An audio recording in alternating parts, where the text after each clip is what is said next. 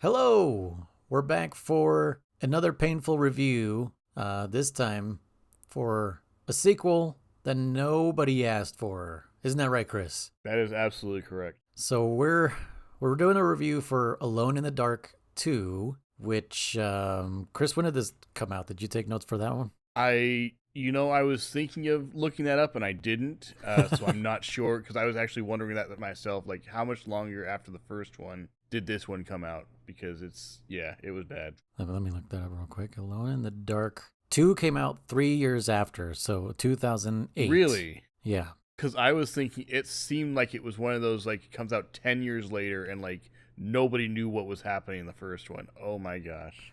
No, I guess I don't know how it would have made enough money to justify a sequel. The first one. Yeah. So here's a little quick something that I know about. The directors are actually the writers from the first movie. Really? Yeah, like the Michael Roesch and Peter Scheerer. Huh. They're the writer. Let me double check. But they're two of the three writers of the first movie. Interesting. So they held the rights. So they were like, let's do it again, but but darker, which I do appreciate. This felt more like a horror movie. Yeah. The other movie, not so much. The other movie was like ripping off the relic and then turned into a shooter. Yeah. Did you notice? I don't know if you noticed, but the main character, Edward Carnby, who was played by Christian Slater in the first movie, is now Rick Yune, who is of Fast and Furious fame. Do you remember him? He was like the lead. What's his face? The biker gangs. Remember? Which movie was that from? The very first Fast and Furious. Oh, okay. Oh, okay. I think I do vaguely remember the biker gang. Yes. Yes. So this gentleman is of Oriental descent. Mm-hmm. So I don't know if the audience was supposed to notice that the actor had changed or not.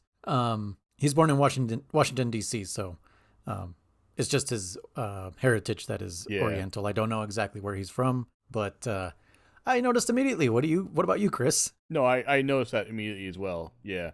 And it's funny because even before, I'm pretty sure, I think it was before they showed his character when they were doing the opening credits. And I was looking for Christian Slater and I didn't see it. And I was like, oh, okay, they must have gone with another character or another person or something. And then come to find out later, nope, that is the same character played by a completely different actor. And I was like, what? Yeah. So that's part of the reason I was wondering, like, how much longer after the first one it came out. Because I was like, okay, maybe he wasn't available. Maybe he was working on another project. They couldn't afford him. Whatever it was, And then come to find out it was 3 years later. Why did they go with a completely different actor? Like, what? I would think it's because Christian Slater didn't want anything to do with these fucking movies. That could very well be, yeah. He was like, you got me the first time. Fool me once. As Bush said, fool me twice, I can't get fooled again. Yep. In addition to Rick Yune, I think that's how you say his name, Yune, maybe, because his last name is not English, I'm guessing. Yeah. Lance Henriksen, who, if you know who he is, he was in the first Terminator. He was in Aliens. He's the android Bishop. Okay.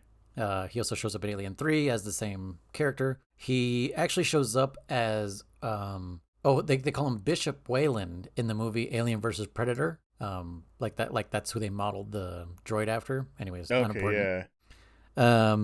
But also, someone else we might know, Danny Trejo is in this movie. Yeah. Machete himself. I recognized him pretty much right away. Yeah, I was like, that's fucking Danny Trejo. I can't believe he was dragged into this movie. Poor guy. This got a 2.6 out of 10 on IMDb. I'm honestly surprised it was that high. Well, the first one was 2.4, so it did get a higher rating. Yeah, Ow.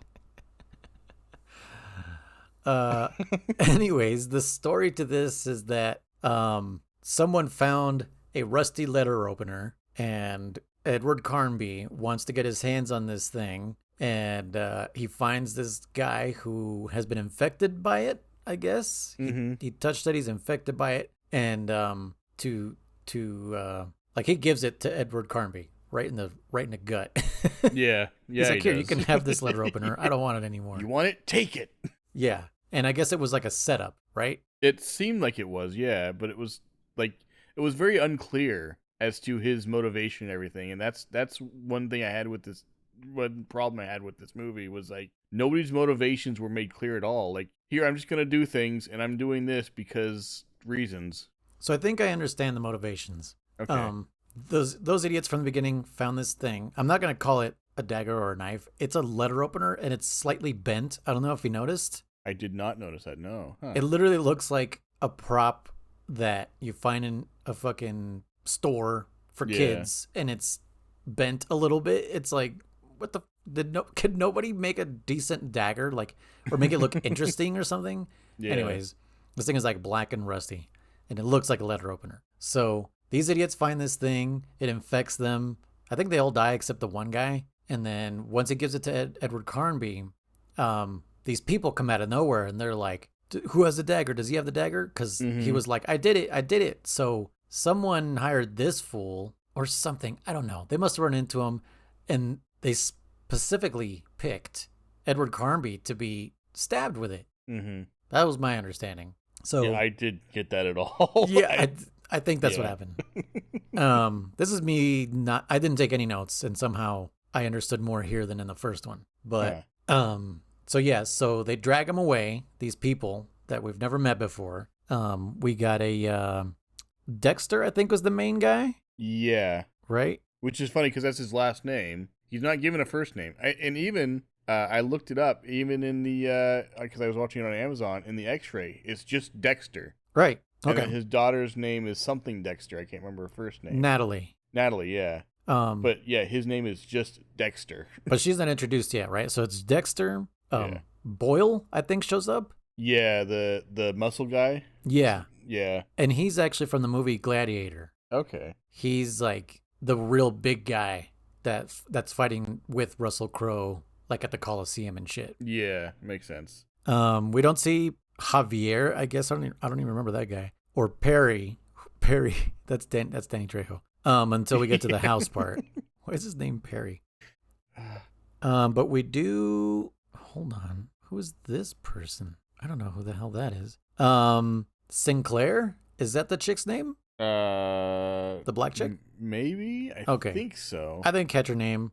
But yeah, we see her and Perry, and I think Boyle. Yeah. And they drag him off to a house out in the woods in the middle of nowhere, and nothing's explained, but they like have something to kind of help him, but they're saying that now he's infected with like the witch's eyes, I think is my understanding. Yeah, I don't like one thing about that scene that didn't make sense to me is when they're talking to him and he's like, "Oh, if you look in, you're going to see visions and stuff, and absolutely do not look into a mirror." Oh, right. But he, like, while he's telling him this, like, he says, "You need to tell us exactly what you see, everything you see in extreme detail." And then goes on to say, "If you look into the mirror, we will know and we will kill you." How will he know if he's looking in the mirror if they're not actually seeing what he's seeing?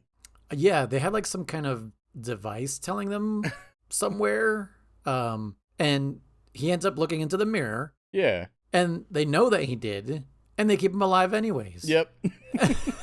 Which well, is then like... there's that one scene where the guard just up and leaves, yeah, walks out, and leaves his gun there. Dude, and Edward Carnby is just like... It's just sitting in the chair, and he goes and grabs the gun, and easily walks out. And because it shows the one guy, the guard, like out on the porch, where Edward Carnby is going to sneak out too. Yeah. And then he just, for whatever reason, walks off to the side and leaves. I literally yelled out loud, and I was like, where did the guard go? Right? Yeah. And then it shows him outside smoking. And as he's walking to the side, I think like, oh, he's going back into the room. No, because you see in the background, after he walks off, Edward opens the door, cracks it, looks outside. Oh, there's no one here. So he just walks off. And the thing to me that is so ridiculous about this scene is he takes so long because he's like stumbling and like falling over and stuff. Yeah. And it takes them a good like 3 minutes to find him. Yeah. Like what was going on? He wasn't that far at all. He wasn't, no. It's like, oh, he's right over here. And yeah, it was Sinclair that found him. It's like, yeah, he's out in the open. How did you not see him? Yeah. Like, there's nothing there because he tried to open up that station wagon or something, Oh, or yeah, get inside there, and he's like stumbling again and falls over, and like it's like, how are you not hearing or seeing any of this? What? The best part was oh, man, what's the guy's name? Boyle, the guy with the gun was like, Yeah. he got away. Yeah, yeah. I wonder why. Yeah, no shit, motherfucker. You were supposed to be watching him this whole time.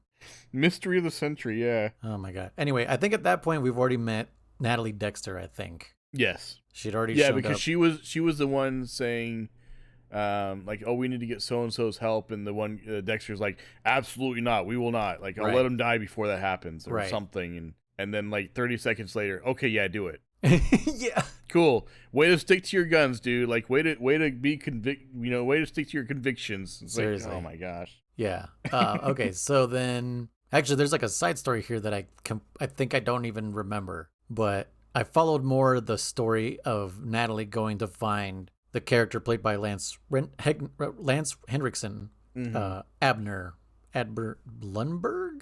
No, wait, what is his name? I don't know. Something like that. Yeah. Yeah, Abner Lundberg. What? Oh, the other. Okay, so the other story is them at the house, right? Because it's kind of doing two perspectives now. Mm-hmm. It's Sinclair, Dexter, and Boyle are now kind of like alone in the house, and I guess they go down to meet Danny Trejo and the other guy who plays Javier. I think there might have been another guy. There's someone here named Parker, which I have no idea who that is. Was there a third chick? Was it the one from that first scene? Maybe when they were in the bathroom. Oh, maybe. Okay, maybe that's what all these people. There's like no cast in here, so Yeah. it's like. So there was another thing that happened in that first scene that I want to go back to. Okay. That was, again, super ridiculous and made absolutely no sense logistically. You had that one guy that had the gut that was like in the bathroom already, and he was like hiding in there. Do you remember that? Yes, yeah. And he goes in that last stall, and then they go in because he like hears them coming or whatever, and so he's, oh, I'm gonna go hide, and how he heard them over his boombox, I don't know, but story magic or whatever. Yeah. Anyway, so he goes and hides, and like they go into the bathroom. He's like, oh, he kind of stands up on the toilet and everything, and then the one guy is like looking for someone because he thought he heard something, or I don't know, he was checking or whatever. Yeah. And he goes and there's 4 stalls in there, and he kicks open 3 of them. And nope, I don't need to check the 4th one. There's no one in here. Yeah. I thought that was hilarious. Like it's not that he was distracted, because that's what I thought was going to happen. He just something stopped. was going to happen that like, oh, it turns its distraction away to something going on over there. Like something comes in, or a person or a monster or something. But no, he just chooses, no, I'm done. Yeah. And then they proceed doing whatever the fuck they were doing. Yeah. Yeah. I totally forgot about that till you just said it. Yeah. That whole beginning is such a blur to me because I was having a hard time just paying attention. Yeah. But yeah, I guess now Natalie is meeting up with, I believe is that her grandfather? No, because her grandfather's friend? worked with her. That's the guy that worked with her grandfather. Okay. So I'm assuming it's like a family friend or a rival or something. But again, it's never explained. It's just Abner, and there's a history there that they don't talk about.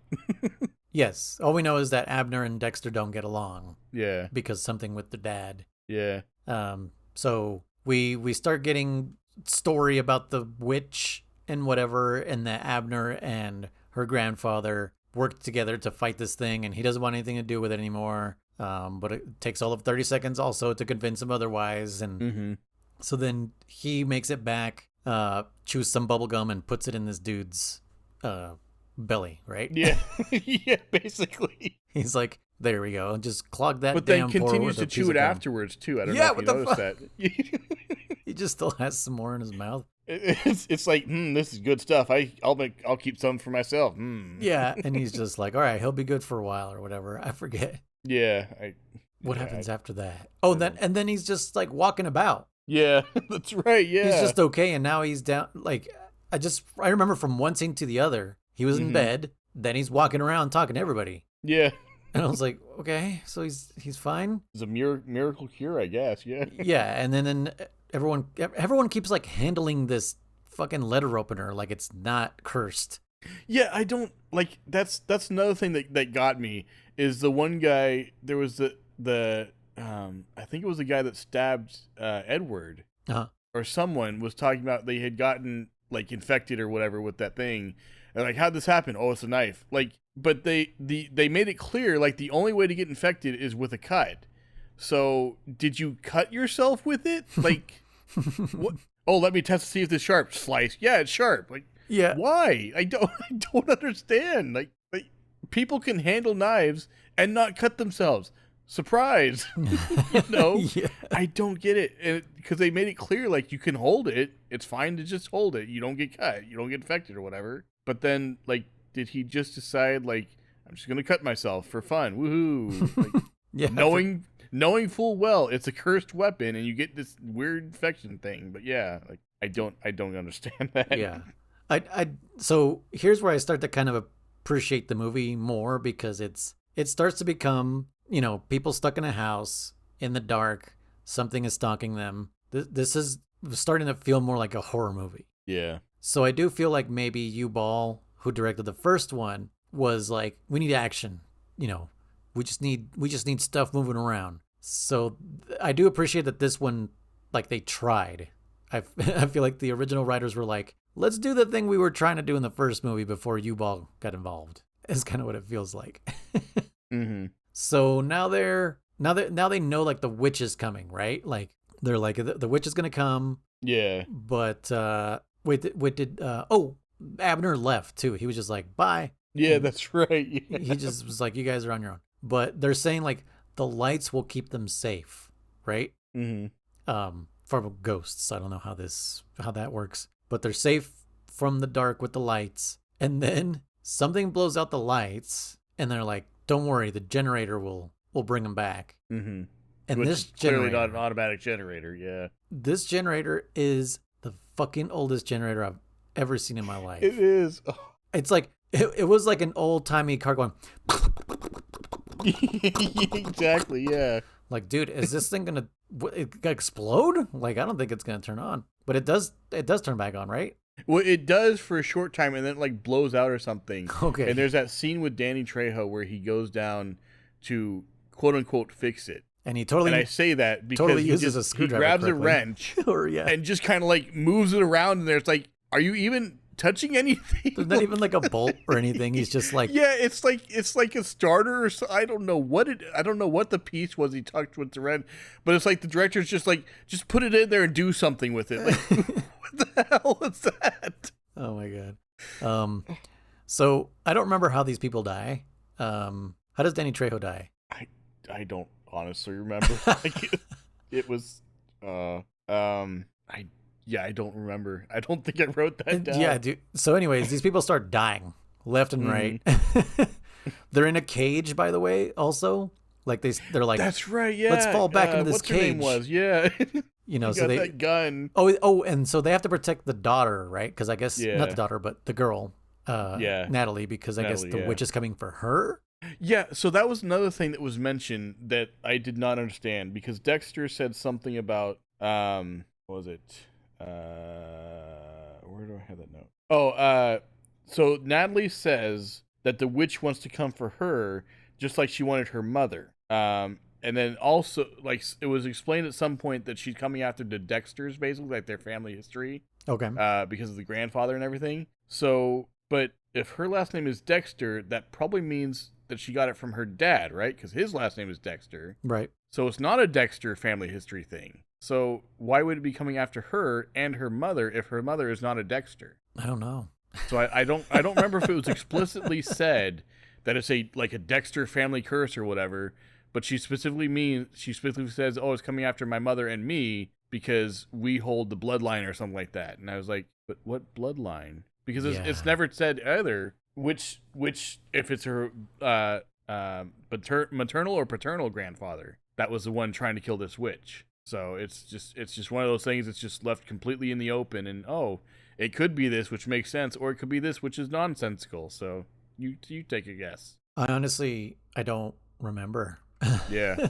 But yeah, that whole thing is like, wait, what? No, if it's coming after Dexter's, she's not a Dexter bloodline. Like, no, that's not how that works. Or her mother wouldn't be, rather, because I assume that they were married unless they were sister or brother, in which case that brings up a whole nother issue, but Yeah, fuck. I'm so confused on that. Yeah, same for me. Anyway, there's that. I do remember that Edward Carnby, he started seeing like a past or something, right? Like he Yeah. was seeing somebody's past.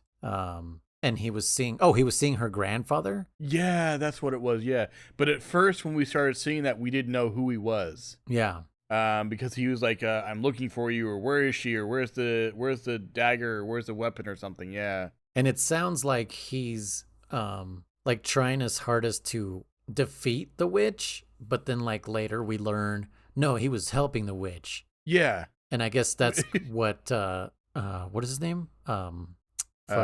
The Abner. Yeah, Abner. That's the reason they like fell out because of that. Wouldn't that be information you would want to say sooner? Like, because I kind of see why they would use it as a plot twist. Like, oh, we always thought he was doing this. No, it was actually doing this. But why wouldn't you tell them sooner? He was brought up before. Why wouldn't you say, oh, yeah, by the way, he was actually trying to help it? But no, they had to wait until, after the climax of the movie to, Yeah. It's like, what? No, you would have told them sooner than that. Why did you wait? Yeah. That was definitely important information that he was just holding on to for no goddamn reason. Yeah. Anyways, people die. What is her face? She also dies. Sinclair? Sinclair dies because it's like she's got that like minigun or whatever down there in the basement. Oh, yeah. Which that seems like a whole horror in of itself because she's just blindly firing at it. And then, which, by the way, what fucking ghost is susceptible to bullets? Right? The entire movie, when this thing shows up, which by the way is like the worst CGI I've fucking seen in a long ass time. Like, I feel like they should have just done the Ghostbusters thing with puppets and then make them look like ghosts, because that would have been way better. Oh yeah. But yeah, she's firing at this thing. Everyone's firing at this thing, and it doesn't do anything. Like, it doesn't slow it down. Nothing. Mm-hmm. Whatsoever. And she keeps firing. And they keep firing at it no matter what. But yeah, then it just takes her, and that's it. Yeah. Danny Trejo also dies defending somebody. I have no idea. They separate, of course. At some point, they're like, what is it? Oh, because they left a dagger upstairs. Yeah. So it's like Danny Trejo and Dexter are going to go get it. And then, oh no, Dexter and the daughter were going to go get, I don't remember. But it ended up being Edward Carnby and Dexter and Danny Trejo, I think, right? I think so, yeah. Anyways, Danny Trejo dies. I don't really honestly remember anything else. At some point, it just becomes Natalie and Carnby. Mm-hmm. I might be skipping over a bunch of shit, but I really don't know the transitions between all this stuff. But they're like in a cave. Are they under the house or something? Where are they? It seemed like it was like a basement or something, and then it just kind of like then it was a cave or I don't like the layout of the house. I don't understand because wait, I remember now. So the big dude, Boyle and Natalie and Carnby, they run into this door that they're trying to like open. Yeah, which was one of the funniest scenes too. Like it's like a blast door or something. And it's only big enough for like the opening is only big enough for Natalie to fit in, which is that's right. Not even true. Like anyone. Oh like, my gosh! Anyone could fit through that. Yeah, she says, "I'm the only one small enough to fit in here." No, you're not. First of all, you have a larger chest than Edward, so he can fit in easier than you. Secondly, it's not that small, and you're not that small. I'm not saying she's not thin. She's just like it was pretty big. Like yeah, the big dude could have probably fit through there. Probably, yeah. I think it was just like for a gratuitous shot of her, because she went in like feet first, face up, right? Probably, yeah. And so that was kind of like gratuitous, a shot of her going under there just so she could be like, here's my belly and my boobs as they're going under the thing. Yeah. So there's that. And then what she like finds she finds like a dead body, which I think is her grandfather. I that's not made clear, but again, it's one of those things where she was looking around and she didn't get surprised until the camera revealed it. Yeah. Yeah. So it's like, really? Because she was looking that direction for a good 10 seconds, and then the camera revealed and she was shocked. Yeah. Did you, I didn't write this down. Did you write down the thing that it said on the note? I didn't write it at first, but I did see it said something, and then they came back to it later, and it was like, it was in gibberish basically. Like, it was just glyphs and stuff. It was like, what? That's the same note. But they can like translate it, is right? And oh man, what was the words on there were like, or the what it said on there? I remember was like, yeah, maybe I did write it down. Insanely funny. I was like, what the fuck? Oh, don't step on the red buttons is what it said before. Yeah, that's right. Because there's like red buttons on the floor. Yeah, so when she was down there, it said you could look at it. It says don't step on the red buttons, and then she looks down and her hands on one of the buttons, and then she lifts it. Yes, yeah. Like that's not what you do. And then later on when Edward comes down, does that cause the door to like close or something, or what does it do? No, it causes the door to like it starts moving some gears. Okay. Which we don't know where they are. They're just gears because the camera cuts to these gears like 3 or 4 times. And they start moving and then they stopped again and like the door started to open or something. And that's when Edward went in and then all of a sudden the door started closing on his foot. Oh yeah, it closed on his foot. Like what? That would have like a real door like that would have absolutely crushed his foot. And you could tell, like, the props, they did not do well. Because you could tell the door was moving back and forth. Like, yes, thank you. It was, like, clearly made of styrofoam or something. It was like the one guy is, like shoving that thing under there is like, hold on, let me go get the jack. It's like, yeah, cool, let me just have my foot crushed. That's fine, you know. So that door was like Star Wars 1 level. Yeah. Like, when you watch the first Star Wars, you could clearly tell, like, someone above was, like, pulling it up. Yeah. Because it just wiggles too much. Yeah. I'm so glad you noticed that too. I totally forgot about that. Man. But the fact that this fool Boyle is like, hold on, I'm going to go get the jack, means they brought half the fucking jack, but not the handle because the jack is there already. They just didn't bring the fucking handle. Yeah. If they knew they were going to need it, why didn't they bring the complete thing? So that they could, oh my God, it was just and if they didn't know they need it, why do they have half why did the they bring it? Exactly. Yeah, it's just one of those things where it's like, oh, for plot, you need to have this with you, but not all of it. Like, what? Like, I understand. Anyways, he comes back with the jack, right? And he opens it, and then Carnby can go in. Is this where Boyle dies? It must be, yeah, because the door closes, and then she comes up and, like, stabs him or something. Okay. And, of course, while he's shooting at her, which is pointless. Yeah. And then I think Carnby starts to get, like, taken, right? Like, it starts affecting him more or something? I think so, because I think he goes into those, like, having visions again or flashbacks or whatever they are. Yeah.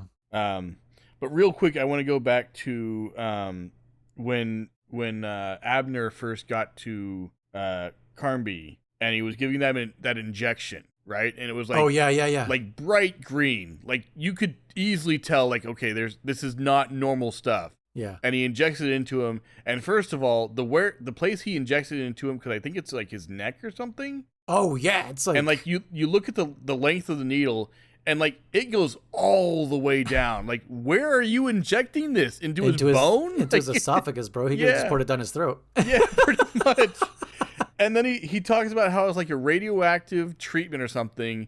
And he makes the comment like, oh, if your hair falls out, we know it's too much. Oh, yes.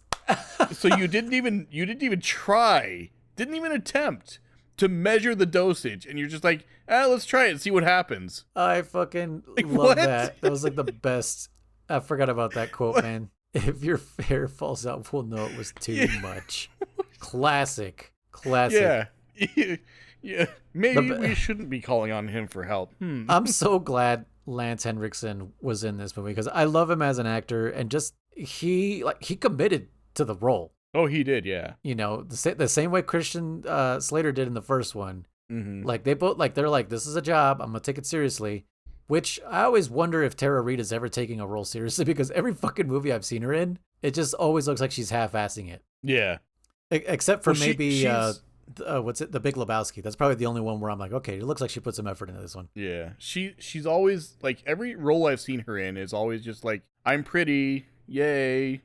Yeah. And then she's in Sharknado and she's like, I'm pretty and spray tanned. Yeah. Like... Have you seen Sharknado? I have not. Oh my God, please watch the Sharknado movies. Okay. They're the best, worst things you will ever fucking see. I'm sure, yeah. That's the title of this movie review podcast, The Best of the Worst. I almost feel like we need to review those movies, even though they're not video game movies. But that maybe that'll have to be like a separate theme or whatever we do later. Oh well, I feel like we could do it in this one anyways, because we're not gonna do. There's more than enough video game movies, and also they're gonna keep coming out. And yeah, we can shake it up every once in a while. Like, it could just be this one. But yeah, Sharknado.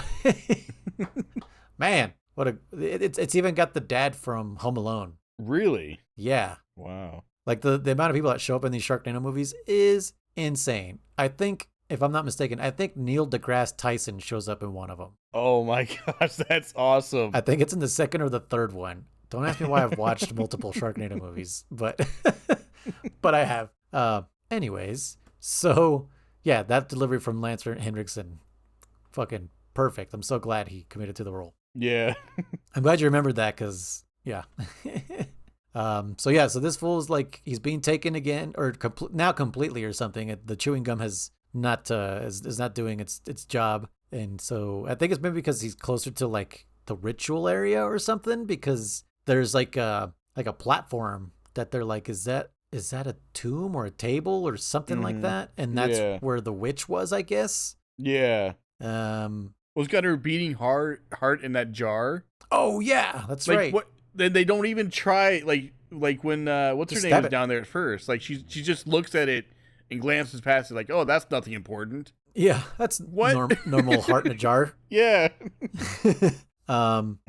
Is this where he like starts like attacking her? Does he attack her in this part? I don't remember that actually, because I want to say there was a part where she was dumb and she like was about to stab herself. Okay. But I don't remember if that was before or after this or when that happened. Fuck, I probably should have watched this again more recently. This was like a week ago.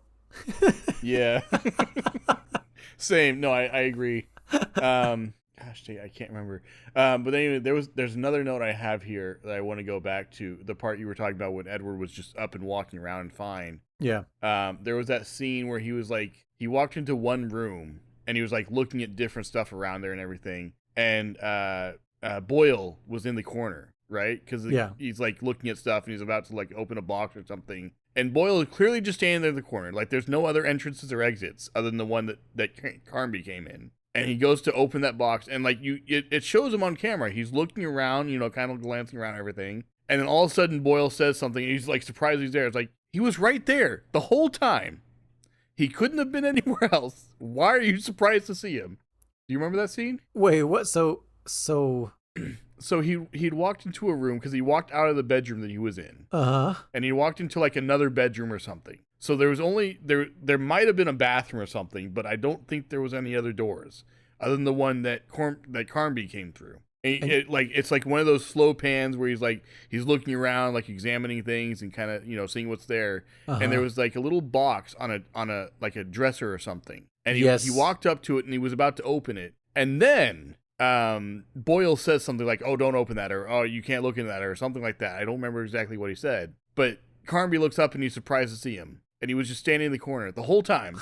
He had to have, because he didn't come in the door behind him. Okay. Unless he just teleported or something, Yeah. But it's like, he was clearly there the whole time. You looked around the room when you walked in, and you didn't see him. Like, yeah, what? Okay. For some reason, I thought you said Lance Henriksen was in the room, and I was like, wait, what? Oh, no. Wouldn't have surprised me. How do they get out of that cave? That's a good question. That's a good question. Yeah. What? How does this movie conclude, bro? I know at one point he had to kill Natalie because she got infected with the but that's above. That's like, yeah. Like they defeated the evil inside Carnby somehow. Mm-hmm. And the power of love and friendship. Yeah. We'll just say it was that. And then and then they're above ground with Lance Henriksen. Mm-hmm. And it's almost like we won. But then they realize that Natalie's infected. Yeah, because she had done something when she was down there. I think she cut herself or something. That's what it was. Oh, okay. Okay, so Yeah. they did do something with the heart. Did they like stab it or something? That was above ground, yeah. Oh, that was above ground. Yeah, I'm pretty sure. Shit, man. Anyways, the heart got stabbed. They think they defeated the evil, and then Natalie's No. Oh, whatever. That's what it was. Natalie took it and she cut like a little sliver off and put it in that little like Oh yes, jar thing that goes in the base of the which I had no idea what that was from the beginning, and that makes absolutely no sense that it's a slice of the heart. So the only reason I knew that is because they did say something about like there's a piece missing, like the witch's heart is missing in this knife or letter opener or whatever. Yeah. So that's the only reason I knew that was the piece of the heart. Okay. I happened to remember that while it was I thought happening. it was like a little worm, or like No. like in the first movie they had those things that would like latch out on their faces, the face huggers, basically. Okay, yeah. I thought it was like a miniature one of those or something. Like, Okay. because it was like moving around by itself in there, and no, that's not going to happen. By the way, if it's separated from the rest of it. But anyway, it's magic, Gotcha. so Yeah. I just don't understand clearly. Okay, so then I guess they probably like cut to future or something. Yeah. And that's how they're above and stuff, and everyone's laughing, whatever. But yeah, then what gives it away that she's possessed or something? I don't remember. Like somehow they just knew, and then Natalie's like she kind of gets all erotic and stuff and tries to seduce Carnby. Yeah. You know, like we could be great together, blah blah blah. And that's what it was. Wait. It was the cliche like voice echoing thing, like two voices. Yeah. Were coming out of her thing. Yeah. Like but possession. Yeah. But I just remembered right before that, Lance Henriksen is the one who realizes it. What was his name? Abner. Abner's the one who realizes she's possessed and has like a gun in his hand, and he's like gonna shoot her. But I forget exactly how, but she manages to turn the gun on Abner and then shoots him somehow. Yeah, like shoots him. Like it grazes him. Yeah, like the angle that she shoots him, it clearly went through his head. Yeah. But then it shows later, like, oh yeah, it just scraped his cheek. I literally was like, damn, dude, his head just got blown off. Right? Yeah. But then he's like, you gotta kill her or whatever or something. And he's like, and it's the fun. This was like literally one take. They did one take on this last day because all the acting, even Lance Henriksen, who was a master, was like, you gotta trust me. You just gotta kill her or whatever he's trying to tell her to do or tell him to do. Yeah, because he had drowned her in the water, which took like all of 30 seconds, and that's not how drowning works. Oh yeah, and it was like this all felt like it was just filmed on home video because the camera angles were like so weird. Oh my god! Like, okay, now we're gonna pan over for you to drown her. Yeah. Okay, you're drowning her. And so he does, and then like she's dead, right? Yeah. And he's like, oh, stab her in the heart with this because it kills the soul, not the person. Oh, that's when he says, but she's already dead. Yes, yeah. Like, what is that? I don't understand. Like, does killing her soul bring her body back to life? Like, that's never explained. It was a second time that he had mentioned that, because it was like when he first came to work on Carnby. He's like, yeah, that's I don't know what's going on because, you know, it's supposed to kill the soul, not the body. Yeah. Well, clearly he's dying too. There's still a stab wound. Like, yeah. What does that mean? Like, I don't understand. But she's totally fine after that. Yeah. And she's like, don't do that again or something. And yeah, then, she like smacks him after they're getting like really close and but it's like stuff, it's like the weakest slap. Yeah.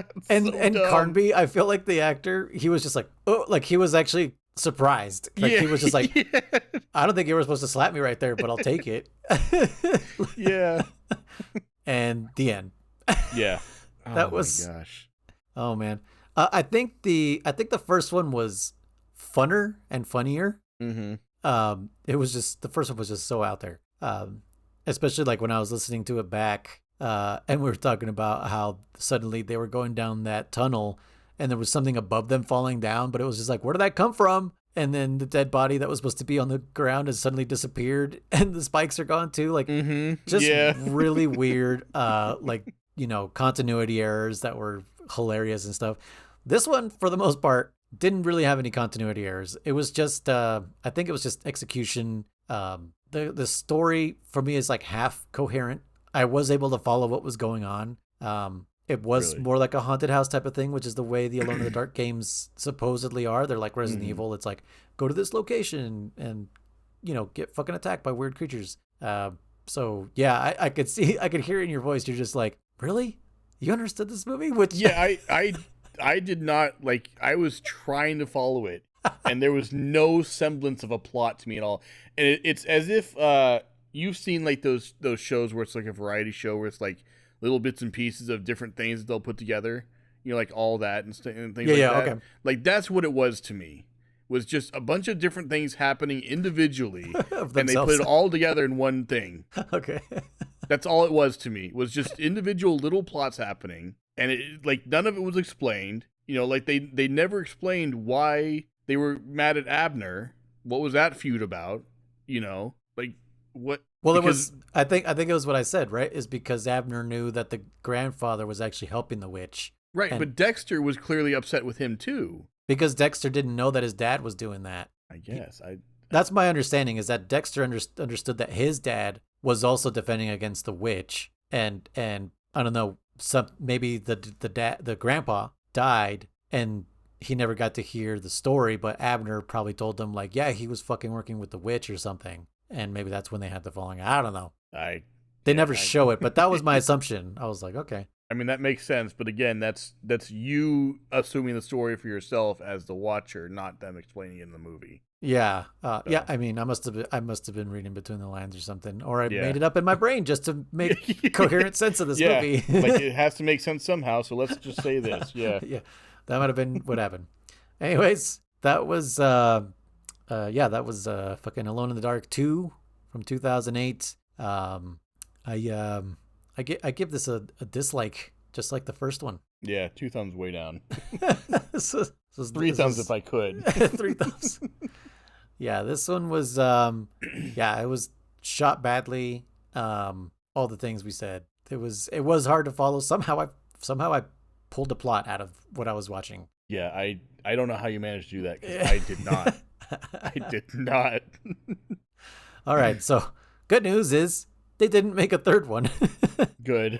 so we don't have to continue this. Thankfully, I will explain why later. But I went into trivia on IMDb, and it says Rick Yune was cast after Christian Slater refused to return as the main character. So yeah, I guess we were right. Christian Slater was like, "Fuck that." Yeah. Anyways, so for next week we have to do. We're gonna be doing the Sonic the Hedgehog movies. Yes. Chris forgot exactly what it was when I hinted at it last time. He was like, I don't know what it was. So we're gonna do Sonic the Hedgehog 1, Sonic the Hedgehog 2 in preparation for the Knuckles miniseries that's gonna be coming out on Paramount Plus. So if you guys have Paramount Plus and you want to watch along with us, follow along. I don't exactly know how we're gonna do the Knuckles thing. I don't know if they're gonna release all the episodes all at once and we'll just binge them and review the entire series, or if they're gonna do weekly and maybe we'll just do weekly recaps. They might not be worth individual recaps. Yeah, I'm kind of thinking the same thing. If they do release them all at once, maybe not do like the whole series.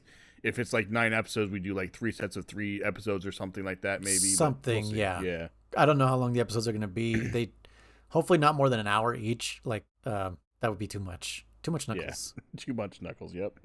Idris Elba is voicing him, which is crazy. He voiced him in the second movie. Mm-hmm. But yeah, just a heads up, I am not a fan of these movies. The first one tricked me. Into liking it, and then I realized, no, this is a bad movie. What the fuck? So we'll see you guys next time for some more reviews. Links in the description below for all the other things that we do. Metal Gear Solid podcast, some commentaries. I don't remember what else we do. Well, we got a project that I've been working on that will be coming up fairly soon, I think. So look forward to that. Really? Have you been actively working on it? I have. I've got a solid plan for it and everything, and I've got a few people interested, and I will just leave it at that for now. Holy shit. Yeah. And then also check out the other videos that we do here. We did a couple Monster Hunter videos, and then we should have maybe 1 or 2 coming next. No promises. It's taken me a bit longer to do these just because I want it to be quality. All right, guys. Yeah. We'll see you next time. Goodbye. See ya. Like and subscribe. Yeah.